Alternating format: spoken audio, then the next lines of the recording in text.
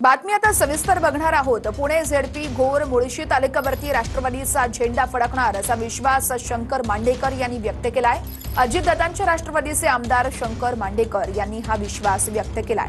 सुनेत्रा पवार पालकमंत्री झाल्यानं विकास कामं मार्गी लागतील असंही मांडेकर म्हणतायत। या भागाचं नेतृत्व दादांच्या नेतृत्वाखाली पुणे जिल्हा त्यांचा हक्काचा जिल्हा असल्यामुळे अनेक वर्ष जिल्हा परिषद पंचायत समितीमध्ये दादांच्या नेतृत्वाखाली या ठिकाणी सत्ता आहे। आज दादा हयात नाही, परंतु दादांनी एवढ्यावर कार्यकालामध्ये जी तालुक्यामध्ये किंवा पुणे जिल्ह्यामध्ये विकास कामं केली आहे त्याच्या दृष्टिकोनातून त्यांचे जे कार्यकर्त्यांची फळे त्या माध्यमातून या ठिकाणी नक्कीच दादांच्या विचाराने राष्ट्रवादी काँग्रेसचा पॅनल संपूर्णपणे पुणे जिल्हा परिषदेवर येईल आणि पंचायत समिती पण आमची राष्ट्रवादीची नक्कीच निवडून येईल।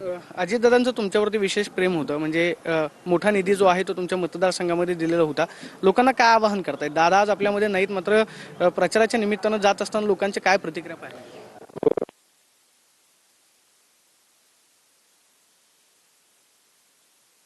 मुळशी हा दुर्गम तालुका आहे, विकासापासून थोडा वंचित राहिलेला होता।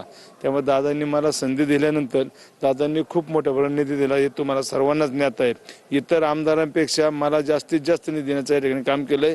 तेव्हा माझी जनतेला एवढंच आव्हान आहे की जे उमेदवार आहेत ते आपल्याला दादांनी दिलेले आहेत आणि दादा आज हयात नाहीये।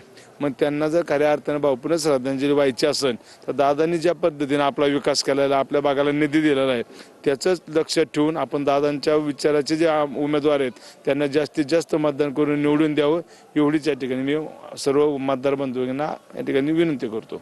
मतदारसंघामध्ये विकास कामं मोठ्या प्रमाणावरती सुरू आहेत। ही विकास कामं लवकरात लवकर मार्गी लागतील का? म्हणजे आता जिल्हा परिषद पंचायत समितीची आचारसंहिता पूर्ण झाल्यानंतर या सगळ्या कामांना वेग नक्कीच येईल, कारण की शेवटी ही सर्व विकास कामं मी कागदावर बोलतो, बऱ्याच कामांची वर्क ऑर्डर झालेली, काही टेंडर प्रोसिजरला आहेत।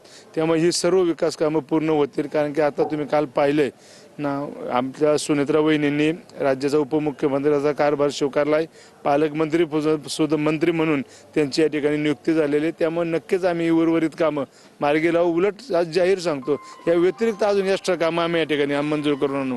जिल्हा परिषदेवरती राष्ट्रवादीचा झेंडा फडकेला 100% जिल्हा परिषद राष्ट्रवादी काँग्रेसचीच येणार।